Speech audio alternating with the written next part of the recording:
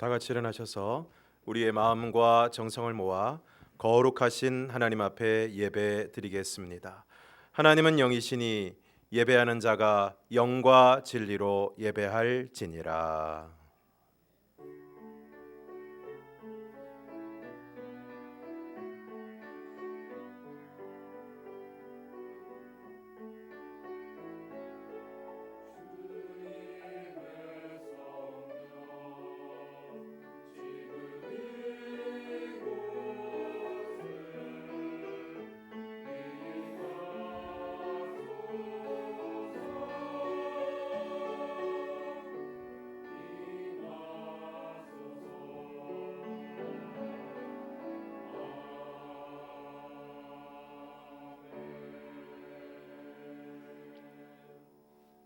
그러므로 우리가 믿음으로 의롭다 하심을 받았으니 우리 주 예수 그리스도로 말미암아 하나님과 화평을 누리자. 또한 그로 말미암아 우리가 믿음으로 서 있는 이 은혜에 들어감을 얻었으며 하나님의 영광을 바라고 즐거워하느니라. 다만 이뿐 아니라 우리가 환난 중에도 즐거워하나니 이는 환난은 인내를, 인내는 연단을, 연단은 소망을 이루는 줄 알미로다.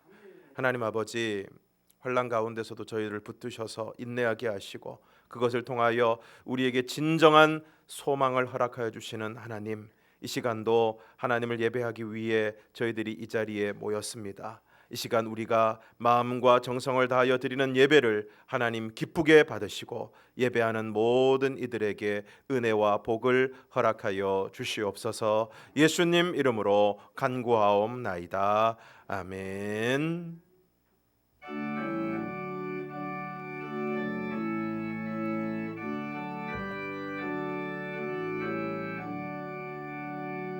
복의 근원 강림하사 찬송하게 하소서. 한량없이 자비하심 증량할 길 없도다. 천사들의 찬송가를 내게 가르치소서. 구속하신 그 사랑을 항상 찬송합니다. 주의 크신 도움 받아 이때까지 왔으니 같이 천국에도 이르기를 바라네. 하나님의 품을 떠나 우리를 예수 구원하시려고 보혈을 흘려 주셨네. 주의 귀한 은혜 받고 일생 빚진 자 되네. 주의 은혜 사슬 되사 나를 주께 매소서. 우리 마음은 연약하여 범죄하기 쉬우니 하나님이 받으시고 천국인을 지소서.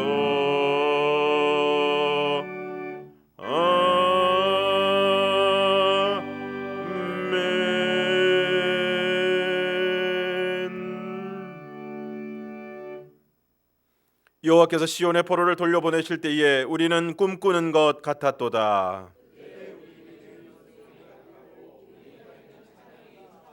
그때 문나라 가운데에서 말하기를 여호와께서 그들을 위하여 큰 일을 행하셨다 하였도다. 여호와여 우리의 포로를 남방 시내들 같이 돌려보내소서. 울며 씨를 뿌리러 나가는 자는 반드시 기쁨으로 그 곡식단을 가지고 돌아오리로다. 아멘. 나는 전능하신 아버지 하나님 천지의 창조주를 믿습니다. 나는 그의 유일하신 아들 우리 주 예수 그리스도를 믿습니다. 그는 성령으로 잉태되어 동정녀 마리아에게서 나시고 본디오 빌라도에게 고난을 받아 십자가에 못 박혀 죽으시고 장사된 지 사흘 만에 죽은 자 가운데서 다시 살아나셨으며 하늘에 오르시어 전능하신 아버지 하나님 우편에 앉아 계시다가 거기로부터 살아있는 자와 죽은 자를 심판하러 오십니다. 나는 성령을 믿으며 거룩한 공교회와 성도의 교제와 죄를 용서받는 것과 몸의 부활과 영생을 믿습니다. 아멘.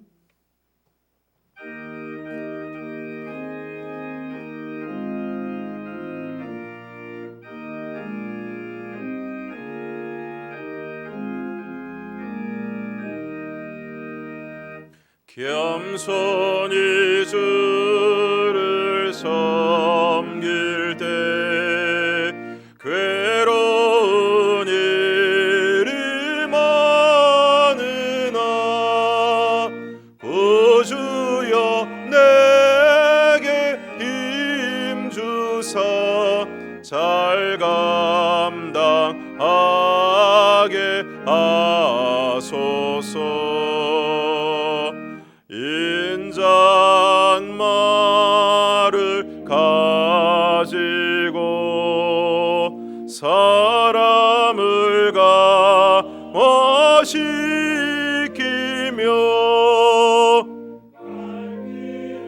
잃은 무리를 잘 인도하게 하소서. 구주의 귀한 인내를 깨달아 깨하시고 굳건한 믿음 주셔서 늘 승리하게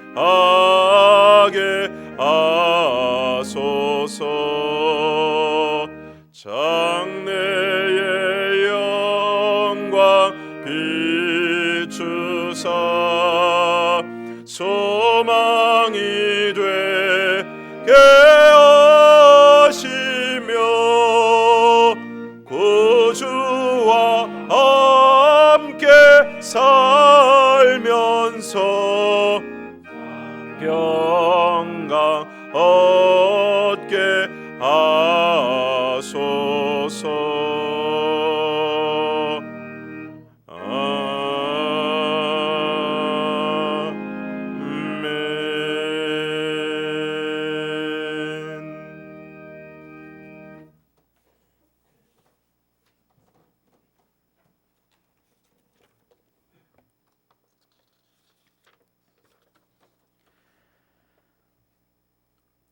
하나님 아버지, 주일 아침 하나님 앞에 나와 예배드릴 수 있게 하신 은혜에 감사를 드립니다. 죄인된 우리를 위하여 이 땅에 오시고 우리를 제자로 친구로 부르시며 십자가를 지시고 죽음의 고통을 이겨내셔 구원하시고 또 우리의 부활의 산 소망이 되신 주님을 찬양하고 경배합니다. 주님, 그러나 우리는 종종 구원받은 은혜와 감사를 잊어버리고 끊임없는 죄의 유혹 속에서 넘어지기도 하고 쓰러지기도 하니 주님, 우리를 긍휼히 여겨주시며 우리의 죄를 용서하여 주시옵소서. 성령 하나님, 우리의 삶 가운데 충만하게 임재하시어 참으로 거듭난 자의 삶을 사는 우리가 되게 하여 주시옵소서. 주님, 신종 코로나 바이러스로 세상이 어지럽습니다. 더 이상 이 병이 확산되지 않게 하여 주시고 잘 대처할 수 있게 하시며 주님, 이로 인하여 어려움을 겪는 모든 이들에게 주님의 은혜를 내려주셔서 잘 견디고 지혜롭게 이겨낼 수 있도록 하여 주시옵소서.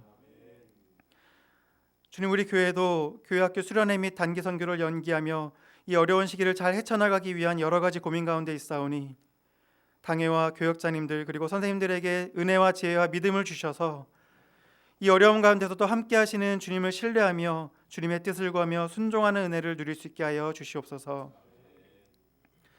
주님, 우리 동일교회가 살아 역사하는 교회를 표어로 올 한 해를 살아가고자 합니다. 성령 하나님 우리 가운데 충만하게 임재하셔서 우리가 드리는 예배 가운데 모든 성도들 한 명 한 명이 살아계시고 말씀하시며 우리와 만나기 원하시는 하나님을 깊이 경험하게 하시고, 또한 우리의 삶 속에서 언제나 신실하게 우리의 삶을 이끄시고 인도하시는 하나님의 역사를 경험하게 하여 주시옵소서. 우리 동일교회가 하나님의 살아계심을 참으로 고백하고 그 인도하심에 순종하며 그 위대한 하나님의 역사에 동참하는 은혜의 교회가 되게 하여 주시옵소서. 이른 아침부터 여러 수고와 섬김으로 예배를 돕는 이들과 아름다운 찬양으로 하나님께 영광 올려드리는 임마누엘 찬양대의 섬김을 기쁘게 받아주시고, 말씀을 전하시는 주의 사자 목사님을 강건하게 붙들어 주셔서 성령의 충만함으로 우리를 향한 하나님의 말씀을 온전히 선포하게 하여 주시옵소서. 하나님의 모든 은혜에 감사를 드리며 사랑이 많으신 예수님의 이름으로 기도드립니다. 아멘.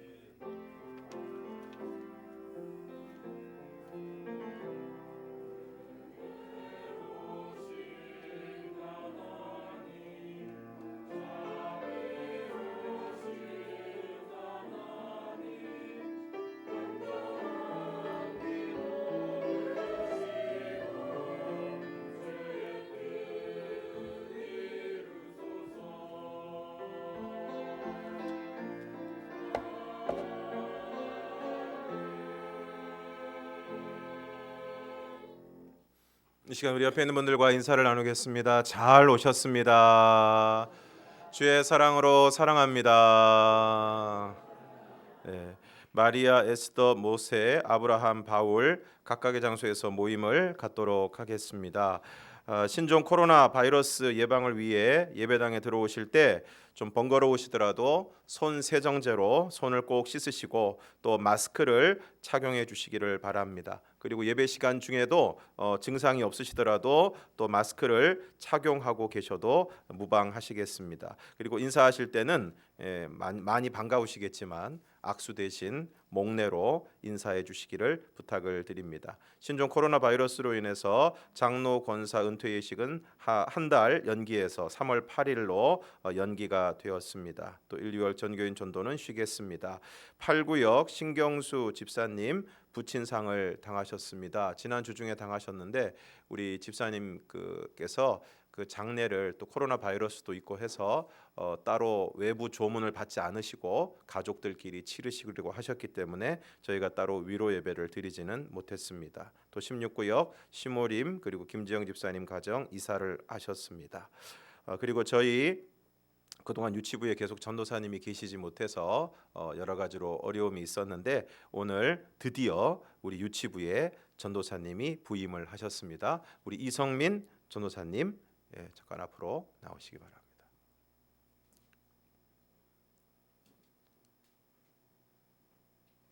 네, 우리 이성민 전도사님 보시기에는 어떨지 모르겠지만 어린이 사역을 오랫동안 하셨고 또 우리 아이들을 많이 사랑하시는 우리 전도사님이십니다. 앞으로 우리 전도사님 위해서 기도 많이 해주시고 격려해 주시기를 부탁을 드립니다. 인사하실 때 큰 박수로 환영해 주시기를 바랍니다. 인사하시겠습니다. 네.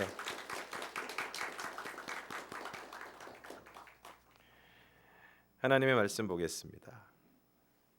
오늘 우리에게 주신 하나님의 말씀 야고보서 5장 7절에서 11절까지의 말씀을 보겠습니다. 야고보서 5장 7절에서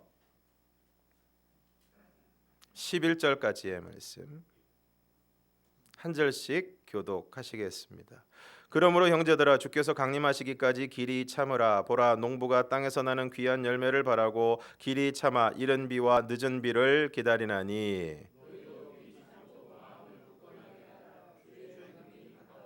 형제들아 서로 원망하지 말라. 그리하여야 심판을 면하리라. 보라 심판주가 문 밖에 서 계시니라.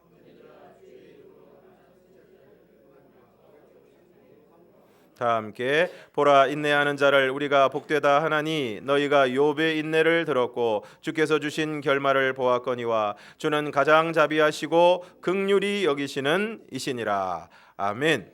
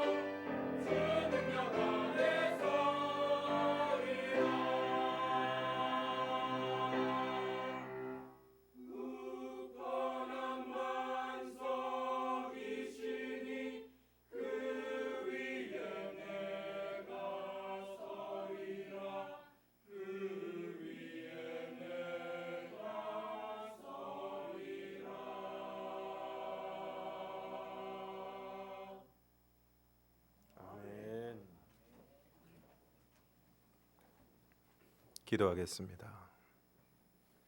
하나님 아버지, 이 시간 하나님의 말씀 듣기를 원합니다. 하나님 우리에게 말씀하여 주시고 그 말씀 잘 듣고 하나님이 예비하신 은혜를 받아 누리게 하여 주시옵소서. 예수님 이름으로 기도드리옵나이다. 아멘. 설교를 시작하면서 짤막한 영상을 하나 보도록 하겠습니다.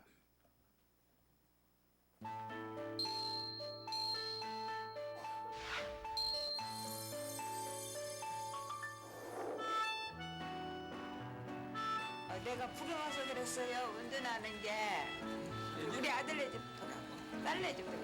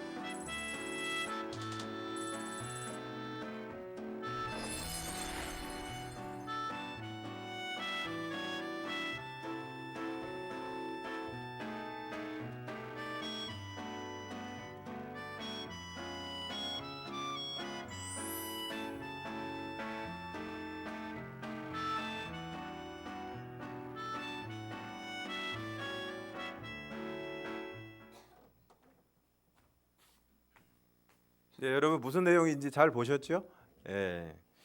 이게 2009년 11월 5일자 경향신문에 60대 할머니가 운전면허 필기시험, 전체 시험이 아니고 필기시험에 950번째 도전해서 합격했다. 950번째. 이분이 68살의 차사순 할머니.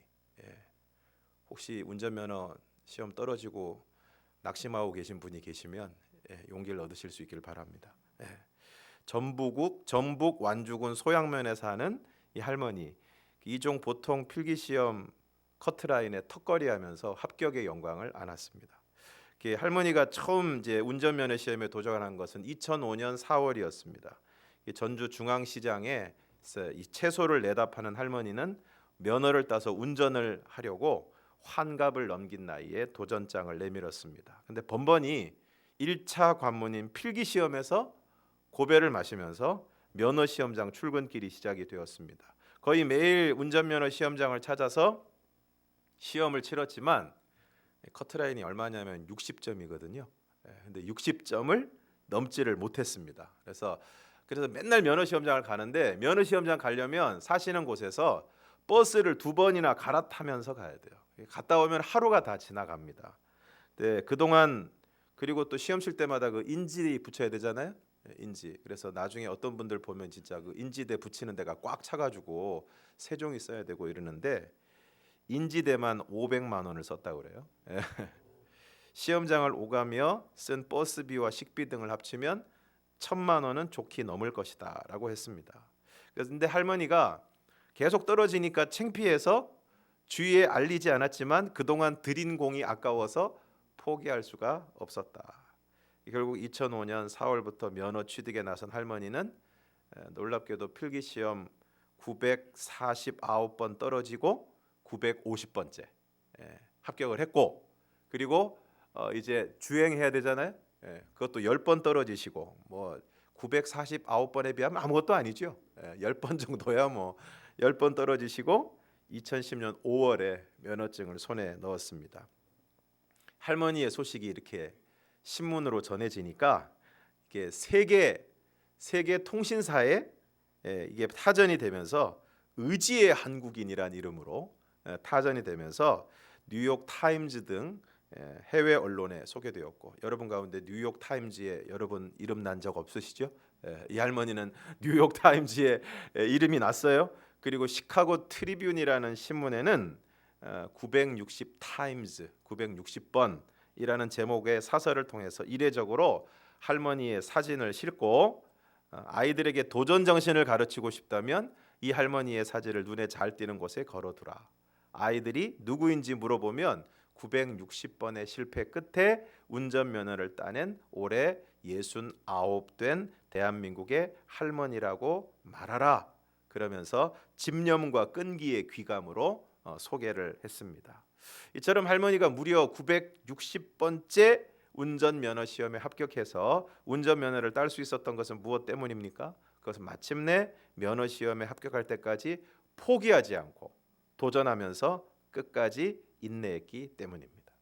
오늘 우리가 읽은 야고보서는 흩어져 있는 12지파, 구체적으로 말하면 유대인 신자들, 흩어져 있는 유대인 신자들에게 쓴 편지입니다. 야고보서 1장 1절에서 4절을 함께 읽겠습니다. 시작. 하나님과 주 예수 그리스도의 종 야고보는 흩어져 있는 12지파에게 문안하노라. 내 형제들아, 너희가 여러 가지 시험을 당하거든 온전히 기쁘게 여기라. 이는 너희 믿음의 시련이 인내를 만들어내는 줄 너희가 알미라. 인내를 온전히 이루라. 이는 너희로 온전하고 구비하여 조금도 부족함이 없게 하려 함이라. 내 형제들아, 너희가 여러 가지 시험을 당하거든 온전히 기쁘게 여기라.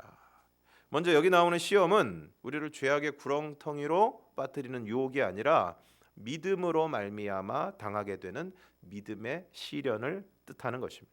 그런데 이러한 시험을 만나게 되면 온전히 기쁘게 여기라는 것입니다. 그리고 이어지는 말씀에 그 이유가 나오고 있습니다. 이는 너희의 믿음의 시련이 인내를 만들어내는 줄 너희가 알미라. 여기서 인내에 해당하는 말은 휘포모네라는 말인데, 이것은 무엇 아래에 머물다라는 뜻입니다. 이것은 뭐냐 하면 어떤 상황 가운데에서도 흔들림 없이 그것을 견뎌내는 것, 머물러 있는 것, 그것을 뜻하는 것입니다. 그러므로 인내는 여러 가지 믿음의 시련 가운데에서도 그 믿음이 흔들리지 않고 어떠한 삶의 상황 가운데서도 그 믿음을 지키고 견뎌내는 것을 뜻하는 것입니다. 그리고 4절에서 인내를 온전히 이루라고 하시면서 이는 너희로 온전하고 구비하여 조금도 부족함이 없게 하려 함이라고 말씀하고 있습니다. 누군가 여자의 마음은 흔들리는 갈대라고 했습니다. 그러니까 누군가 남자의 마음은 그 갈대 끝에 매달린 메뚜기 같다, 그렇게 얘기했습니다. 그런데 오늘날 보면 흔들리는 그리스도인들이 많은 것 같습니다. 삶의 여러 가지 어려움과 예기치 못한 시련 가운데서 마음이 흔들리고 믿음이 흔들리는 사람들이 있습니다. 그런 우리들을 향해서 야고보는 말하고 있습니다. 네 형제들아, 너희가 여러 가지 시험을 만나거든 온전히 기쁘게 여기라. 이는 너희 믿음의 시련이 인내를 만들어내는 줄 알미라. 그러면서 오늘 본문에서는 그 인내를 주의 강림하심과 연결하여 말씀하고 있습니다. 본문 7절에서 9절을 함께 읽겠습니다. 시작. 그러므로 형제들아, 주께서 강림하시기까지 길이 참으라. 보라, 농부가 땅에서 나는 귀한 열매를 바라고 길이 참아 이른 비와 늦은 비를 기다리나니 너희도 길이 참고 마음을 굳건하게 하라. 주의 강림이 가까우니라. 형제들아, 서로 원망하지 말라. 그리하여야 심판을 면하리라. 보라, 심판주가 문 밖에서 계시니라. 형제들아, 주께서 강림하시기까지 길이 참으라. 너희도 길이 참고 마음을 굳건하게 하라. 주의 강림이 가까우니라. 형제들아, 서로 원망하지 말라. 그리하여야 심판을 면하리라. 오늘 본문을 보면 오늘 우리가 왜 참아야 됩니까? 주께서 강림하시기 때문입니다. 왜 길이 참고 마음을 굳건해야 합니까? 주의 강림이 가깝기 때문입니다. 왜 원망하지 말아야 됩니까? 심판주가 문 밖에 서 계시기 때문입니다. 본문에서 주의 강림이 뜻하는 것은 무엇입니까? 그것은 바로 심판을 의미하는 것입니다. 9절에서 분명하게 말씀하고 있습니다. 그리하여야 심판을 면하리라. 보라, 심판주가 문 밖에 서 계시니라. 심판주가 문 밖에 서 계시다는 것은 무엇을 뜻하는 것입니까? 심판이 임박했다는 것입니다. 그러면 오늘 본문에서 얘기하고 있는, 성경에서 얘기하고 있는 심판은 무엇입니까? 마태복음 24장 44절에서 51절을 우리가 함께 읽겠습니다. 시작. 이러므로 너희도 준비하고 있으라. 생각하지 않은 때에 인자가 오리라. 충성되고 지혜 있는 종이 되어 주인에게 그 집 사람들을 맡아 때를 따라 양식을 나눠줄 자가 누구냐? 주인이 올 때에 그 종이 이렇게 하는 것을 보면 그 종이 복이 있으리로다. 내가 진실로 너희에게 이르노니 주인이 그의 모든 소유를 그에게 맡기리라. 만일 그 악한 종이 마음에 생각하기를 주인이 더디 오리라 하여 동료들을 때리며 술 친구들과 더불어 먹고 마시게 되면 생각지 않은 날 알지 못하는 시각에 그 종의 주인이 이르러 엄히 때리고 외식하는 자가 받는 벌에 처하리니 거기서 슬피 울며 이를 갈리라. 오늘 본문에 보면 충성되고 지혜 있는 종이 나오고 또 악한 종이 나옵니다. 충성되고 지혜 있는 종은 주인에게 그 집 사람들을 맡아 때를 따라 양식을 나누어 줍니다. 이것을 우리는 흔히 사명이라고 이야기를 합니다. 주인이 떠나면서 종들에게 하라고 맡긴 일이 바로 사명입니다. 우리에게 하라고 맡기신 일이 사명입니다. 충성되고 지혜 있는 종은 어떻습니까? 그 일을, 맡겨주신 일을 열심히 하는 것입니다. 그 사람이 바로 충성되고 지혜 있는 종입니다. 근데 악한 종은 어떻습니까? 주인이 더디 오리라 하여, 여기서부터 벌써 틀려 먹은 것입니다. 주인이 더디 오리라, 여기서부터 이미 틀린 거예요. 주인이 더디 오리라 하여 동료들을 때리며 술 친구들과 더불어 먹고 마시게 되면, 그러면 어떻게 된다고 말씀하십니까? 생각하지 않은 날 알지 못하는 시간에, 주인이 올 거라고는 전혀 생각하지 못한 그런 때, 그리고 알지 못하는 시간에 그 종의 주인이 이르러 엄히 때리고 외식하는 자가 받는 벌에 처하리니 거기서 슬피 울며 이를 갈게 될 것이라는 것입니다. 아주 그냥 이를 부득부득 갈면서 후회하게 될 것이라는 것입니다. 그러므로 심판이 무엇입니까? 언제 닥칠지 모르는 것입니다. 그러나 임박하다는 것입니다. 특별히 주인이 더디 오리라 생각하고 막 사는 사람에게 심판은 정말 갑작스러운 일이 될 것입니다. 물론 역사의 정말 예수님이 천사장의 나팔과 호령과 나팔 소리와 함께 이 땅에 오시는 역사의 종말이 언제가 될지는 아무도 모릅니다. 흔히 우리가 사는 이 시대를 말세지 말이라고 하는데, 말세 중에서도 끝에 와 있다고 이야기하는데 그때가 언제인지는 우리는 정확히 알 수가 없습니다. 심지어 아들이신 예수님도 모른다고 했으니까 우리는 더더욱 알 수 없습니다. 그러나 우리 개인의 종말은 비교적 분명하게 알 수 있습니다. 역사의 종말만 있는 것이 아닙니다. 개인의 종말이 있습니다. 그것은 바로 죽음입니다.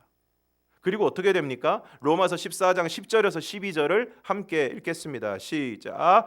네가 어찌하여 내 형제를 비판하느냐? 어찌하여 내 형제를 업신여기느냐? 우리가 다 하나님의 심판대 앞에 서리라. 기록되었으되 주께서 이르시되 내가 살았노니 모든 무릎이 내게 꿇을 것이요 모든 혀가 하나님께 자백하리라 하였느니라. 이러므로 우리 각 사람이 자기 일을 하나님께 짓고 하리라. 무엇이라고 말씀하고 있습니까? 우리가 다 하나님의 심판대 앞에 서리라. 모든 무릎이 내게 꿇을 것이요. 지금은 하나님을 대적하는 인간들이 너무 많습니다. 하나님을 우습게 여기는 존재들이, 인간들이 너무 많습니다. 그렇지만 심판의 때가 되면 모든 인간들이 한 사람도 예외 없이 다 하나님의 심판대 앞에 서게 될 것이고 그 하나님 앞에 전부 무릎을 꿇게 될 것이라는 것입니다. 모든 혀가 하나님께 자백하리라. 이러므로 우리 각 사람이 자기 일을 하나님께 짓고 하리라. 사랑하는 성도 여러분, 우리가 다 하나님의 심판대 앞에 서게 될 것입니다. 모든 무릎이 하나님 앞에 꿇려질 것입니다. 그리고 각 사람이 자기 일을 하나님 앞에 짓고 하게 될 것입니다.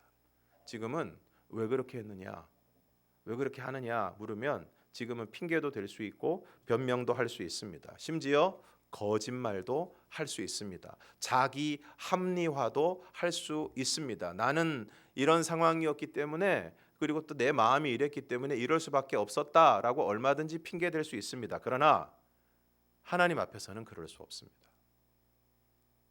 마지막 심판대 앞에 가서는 그렇게 할 수 없습니다. 그대로 이야기하게 될 것입니다. 우리의 실상이, 우리의 부끄러운 모습이 다 하나도 남김없이 다 드러나게 될 것입니다. 그러므로 우리는 주께서 강림하시기까지 길이 참아야 합니다. 힘들다고 해서 믿음을 저버리면 안 됩니다. 힘들다고 해서 삶을 포기해서도 안 됩니다. 힘들다고 해서 막 살면 안 됩니다. 길이 참고 마음을 굳건하게 해야 하는 것입니다. 그리고 무엇보다 서로 원망하지 말아야 됩니다. 우리가 힘들면 어떻게 됩니까? 원망하게 됩니다. 고난이 계속되면 자꾸 원망하는 마음이 생깁니다. 다른 사람 탓을 합니다. 그래서 안 그래도 힘든데 서로 원망하는 마음 때문에 더 힘들어지는 것입니다. 민수기 14장은 원망의 치명적인 해악성에 대해서 말씀하고 있습니다. 민수기 14장 1절에서 4절을 함께 읽겠습니다. 시작. 온 회중이 소리를 높여 부르짖으며 백성이 밤새도록 통곡하였더라. 이스라엘 자손이 다 모세와 아론을 원망하며 온 회중이 그들에게 이르되 우리가 애굽 땅에서 죽었거나 이 광야에서 죽었으면 좋았을 것을 어찌하여 여호와가 우리를 그 땅으로 인도하여 칼에 쓰러지게 하려 하는가. 우리 처자가 사로잡히리니 애굽으로 돌아가는 것이 낫지 아니하랴. 이에 서로 말하되 우리가 한 지휘관을 세우고 애굽으로 돌아가자 하매. 가나안 땅을 정탐하고 돌아온 12명의 정탐꾼 가운데 10명의 정탐꾼의 보고를 듣고 온 회중이 소리를 높여 부르짖으며 백성이 밤새도록 통곡을 했다는 것입니다. 왜 그랬습니까? 그들은 우리보다 강하다. 그들은 거인이고 우리는 그에 비하면 메뚜기다. 가면 죽는다. 오늘 우리 사회에서 가짜 뉴스가 큰 문제가 되고 있는데 가짜 뉴스와 이와 같은 보고의 문제점은 무엇입니까? 부정적인 부분을 최대한 부풀린다는 것입니다. 여러분 아무리 그 원주민이 거인이라고 해도 무슨 우리가 메뚜기가 되겠습니까? 그런데 그 보고를 들은 온 회중이 소리를 지르고 밤새 통곡했다는 것입니다. 오늘 우리 사회도 보면 근거가 없는 그리고 확실한 출처도 없는 밝혀지지 않은 그래서 요즘 우리나라는 그 중요한 것 중에 하나가 팩트 체크라는 걸 하지 않습니까? 그게 진짜인지 아닌지 한번 알아보자. 뉴스에서도 그런 코너가 있을 정도로 가짜 뉴스가 많다는 것입니다. 그런 선정적이고 아주 파괴적인 뉴스들을 보고 사람들이 막 쫓아가고 난리가 납니다. 이번 코로나 바이러스에 관련돼서도 가짜 뉴스가 나오고 또 별 해괴한 일들을 다 해가지고 사람들을 불안하게 하는 그런 사람들이 있습니다. 그리고 이스라엘 자손이 모세와 아론을 원망합니다. 그러면서 우리가 애굽 땅에서 죽었거나 이 광야에서 죽었으면 좋았을 것을. 하여튼 이 이스라엘 사람이나 우리나라 사람이나 원망하고 또 화나고 그러면 전부 죽겠다고 얘기를 하죠. 전부 죽겠다. 민수기 14장 26절에서 28절을 함께 읽겠습니다. 시작. 여호와께서 모세와 아론에게 말씀하여 이르시되 나를 원망하는 이 악한 회중에게 내가 어느 때까지 참으랴. 이스라엘 자손이 나를 향하여 원망하는 바 그 원망하는 말을 내가 들었노라. 그들에게 이르기를 여호와의 말씀에 내 삶을 두고 맹세하노라. 너희 말이 내 귀에 들린 대로 내가 너희에게 행하리니. 오늘 이스라엘 자손이 원망하는 것을 누가 들으셨다고요? 하나님이 들으셨다고요. 그 원망하는 말을 내가 들었노라. 오늘 우리가 하는 말을 하나님이 다 듣고 계십니다. 우리 속담에 낱말은 새가 듣고 반말은 쥐가 듣는다. 근데 실상은 낱말도 반말도 하나님이 다 듣고 계십니다. 그리고 원망은 하나님의 심판을 부르는 것입니다. 오늘 본문 9절을 다시 한번 읽겠습니다. 시작. 형제들아 서로 원망하지 말라. 그리하여야 심판을 면하리라. 보라 심판주가 문 밖에서 계시니라. 여러분 원망하면 어떻습니까? 원망은 나도 무너뜨리고 너도 무너뜨리고 공동체도 무너뜨리고 그래서 다 무너지게 하는 것입니다. 출애굽한 이스라엘 백성들, 정확하게 얘기하면 출애굽한 1세대들이 광야에서 40년을 살면서 결국 단 한 명도 가나안 땅에 못 들어갔습니다. 그 이유가 뭡니까? 원망하다 그렇게 된 거예요. 원망하다 그렇게 된 거예요. 원망해서 무슨 생산적인 일이 일어납니까? 원망해서 뭐 누구의 마음에 위로를 줍니까? 뭔가를 좀 이렇게 해보려고 그러는데 원망하는 사람 때문에, 부정적인 말을 하는 사람 때문에 그런 것까지도 다 무너지고 있지 않습니까? 그러므로 원망하는 마음이 끌어올 때 여러분 기도하시기를 바랍니다. 원망하는 마음 대신 이해하는 마음을 달라고, 원망하는 마음 대신 감사하는 마음을 달라고, 원망하는 마음 대신 기도할 수 있도록 해달라고. 오늘 저와 여러분이 원망 대신 하나님 앞에 믿음으로 기도하는 하나님의 사람이 되기를 주님의 이름으로 축원합니다. 그러면서 오늘 본문에서 인내하는 사람의 세 가지 유형을 이야기하고 있습니다. 첫 번째는 농부입니다. 본문 7절과 8절을 함께 읽겠습니다. 시작. 그러므로 형제들아 주께서 강림하시기까지 길이 참으라. 보라 농부가 땅에서 나는 귀한 열매를 바라고 길이 참아 이른 비와 늦은 비를 기다리나니 너희도 길이 참고 마음을 굳건하게 하라. 주의 강림이 가까우니라. 오늘 심고 내일 거두는 것이 아닙니다. 기본 1년을 기다려야 되죠. 인내해야 됩니다. 오늘 본문은 이 이스라엘 지역을 배경으로 해서 쓴 거기 때문에 이른 비와 늦은 비를 기다려야 됩니다. 이스라엘은 이른 비가 10월 하순부터 11월 상순 사이에 내리는데 이 이른 비는 흙을 부드럽게 합니다. 우리가 잘 알고 있는 것처럼 거기 사막지대이기 때문에 아주 그냥 땅이 척박하잖아요. 그래서 이 이른 비가 내려야 땅이 촉촉해져서 파종을 할 수가 있습니다. 씨를 뿌릴 수가 있습니다. 그리고 늦은 비는 주로 3월과 4월에 내리는데 이는 곡식을 자라게 합니다. 그러니까 이른 비든 늦은 비든 중요한 것은 기다려야 된다는 거예요. 비는 내가 내리게 할 수가 없습니다. 그래서 10월부터 4월까지의 그 긴 우기를 견디고 또 5월부터 9월까지의 오랜 건기를 견뎌야 하는 것입니다. 비가 너무 와도 문제고 안 와도 문제가 되는데 팔레스타인 농부들은 이러한 시기를 견디고 마침내 귀한 열매를 거두는 것입니다. 사랑하는 성도 여러분, 오늘 여러분은 어떤 시기를 지나고 있습니까? 그것이 건기이든 우기이든 잘 견디시기를 바랍니다. 그 끝에 아름다운 열매가 주어지게 될 줄로 믿습니다. 갈라디아서 6장 9절을 함께 읽겠습니다. 시작. 우리가 선을 행하되 낙심하지 말지니 포기하지 아니하면 때가 이름에 거두리라.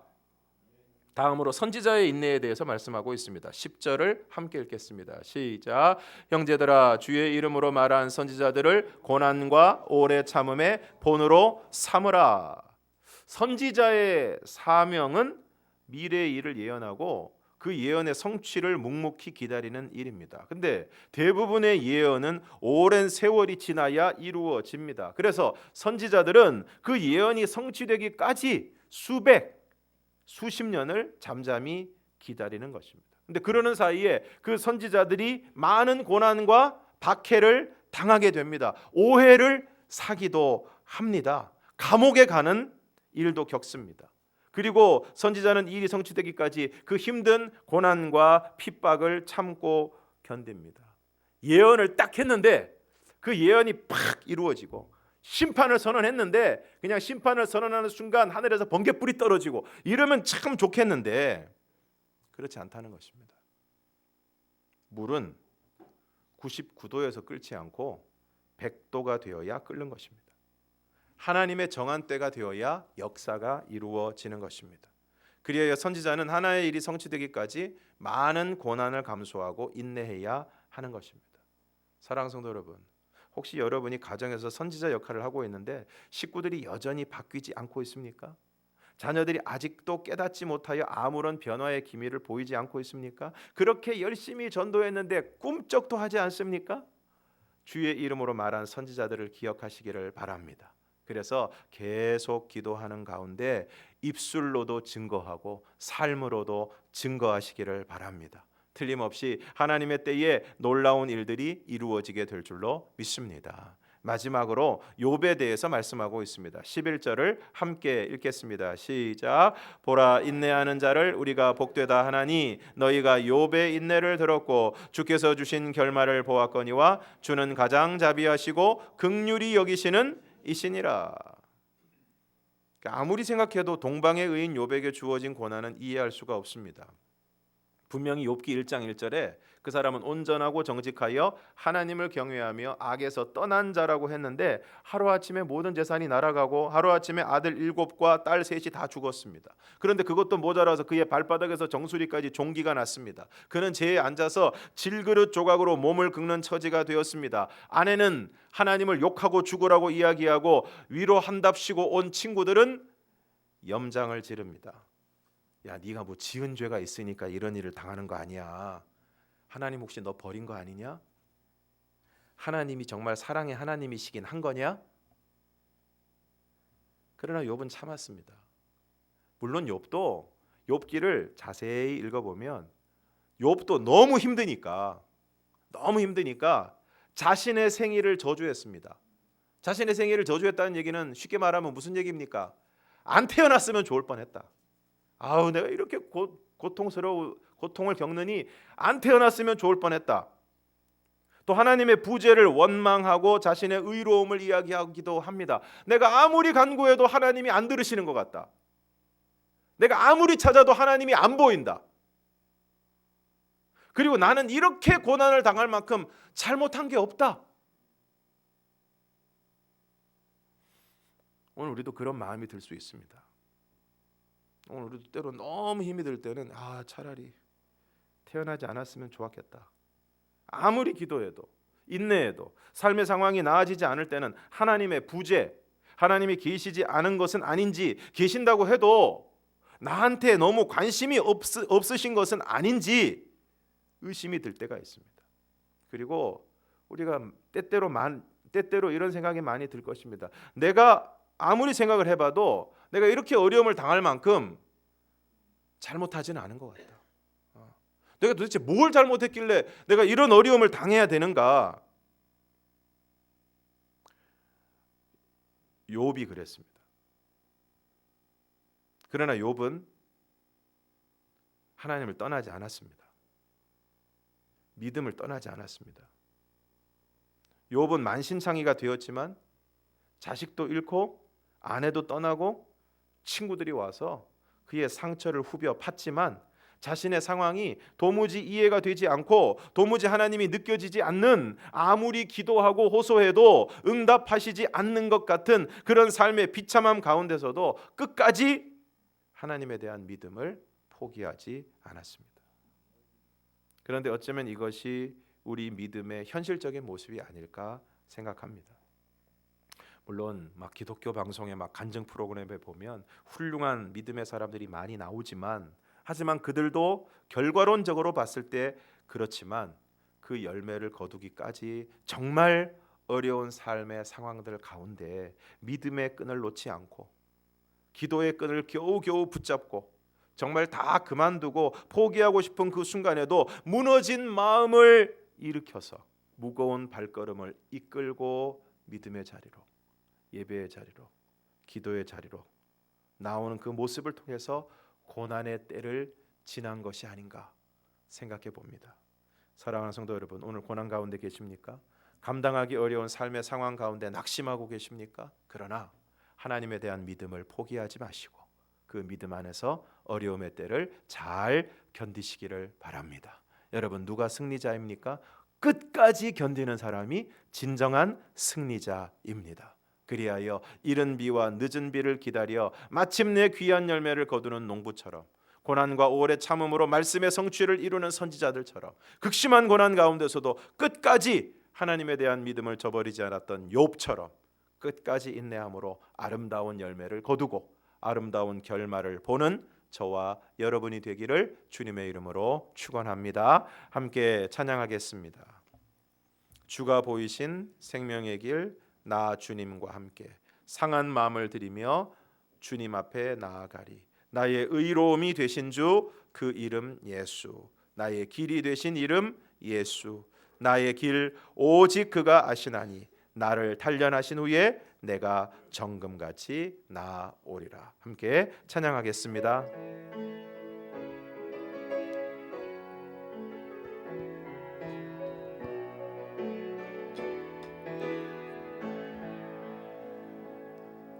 주가 보이신 생명의 길, 나 주님과 함께 상한 마음을 들이며 주님 앞에 나가리. 나의 의로움이 되신 주, 그 이름 예수. 나의 길이 되신 이름 예수. 나의 길 오직 그가 아시나니 나를 단련하신 후에 내가 정금같이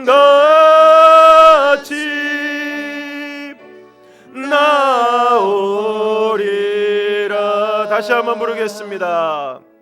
주가 보이신 생명의 길, 나 주님과 함께 상한 마음 들이며 주님 앞에 나가리. 나의 의로움이 되신 주, 그 이름 예수. 나의 길이 되신 이름 예수. 나의 길 오직 그가 아시나니 나를 단련하신 후에 내가 정금같이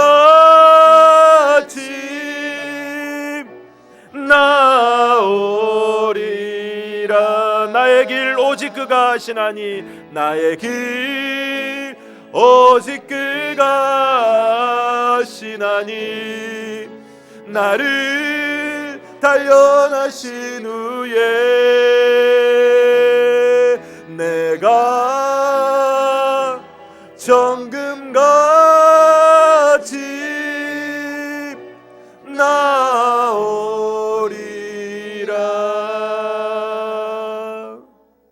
하나님 아버지, 어려움 가운데 있는 성도들이 있습니다.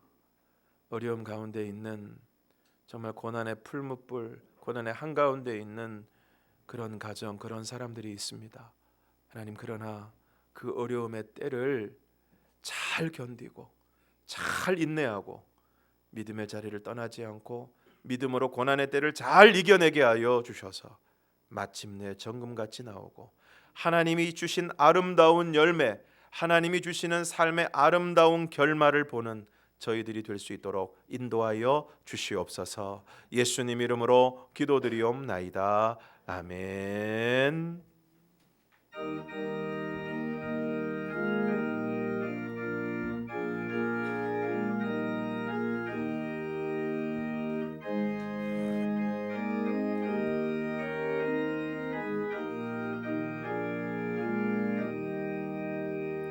주 믿는 사람 일어나 다 힘을 합하여 이 세상 모든 마귀를 다쳐서 멸하세.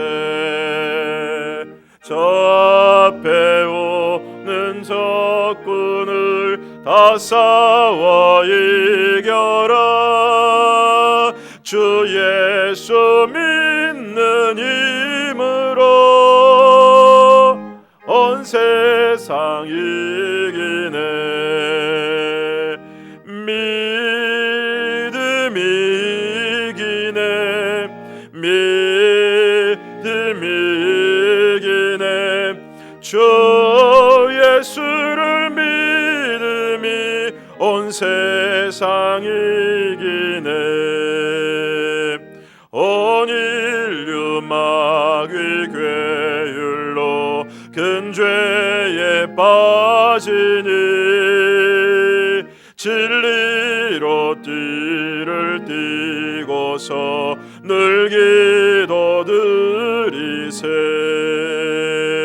참 믿고 의지하면서 겁없이 나갈 때 주 예수 믿는 힘으로 온 세상 이기네. 믿음이 이기네. 믿음이 이기네. 주 예수를 믿음이 온 세상 이기네.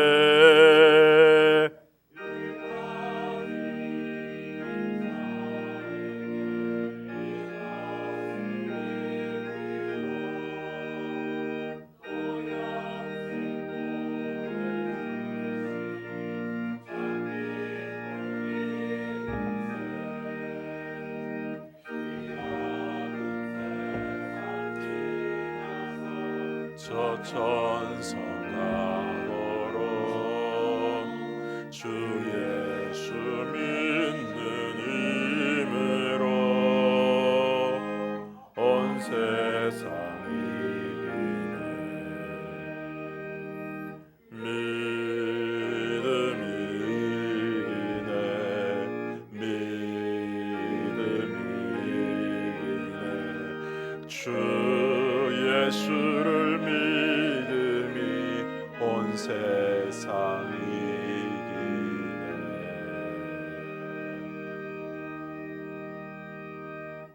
하나님 아버지, 이 시간 하나님의 은혜에 감사하여 예물을 구별하여 하나님의 손에 올려드립니다. 예물을 드린 모든 손길들마다 하나님 그 마음과 정성을 헤아리시고 기억하여 주셔서 저들의 삶 가운데 하나님의 필요하신 은혜와 복을 허락하여 주시옵소서. 이제는 우리 주 예수 그리스도의 은혜와 아버지 하나님의 극진하신 사랑하심과 성령의 교통하심과 감화, 인도, 충만하심이 끝까지 인내함으로 하나님에 대한 믿음으로 세상 가운데서 승리하는 삶을 살아가기를 원하는 사랑하는 모든 성도들 머리 위에 이제로부터 영원토록 함께 하시기를 간절히 축원하옵나이다. 아멘.